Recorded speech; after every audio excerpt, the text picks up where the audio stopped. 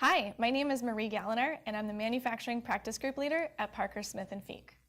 A stock throughput is a way to ensure your inventory from cradle to grave, from the time your product is produced in your facility all the way until it has reached your client's location. Your inventory is covered.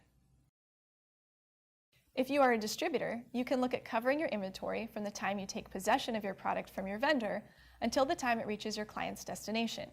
So not only is stock throughput a way to ensure your product from point A to point B, it's often more cost-effective and provides more seamless coverage than how you are likely insuring it now. Most likely, your inventory is insured through your property policy.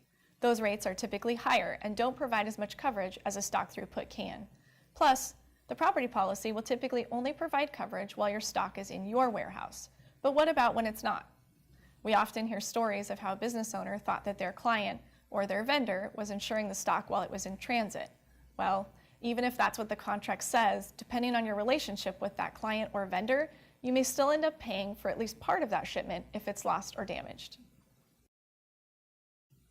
Stock throughput also has the added benefit of earthquake and flood coverage for your inventory that you may not be purchasing now due to cost.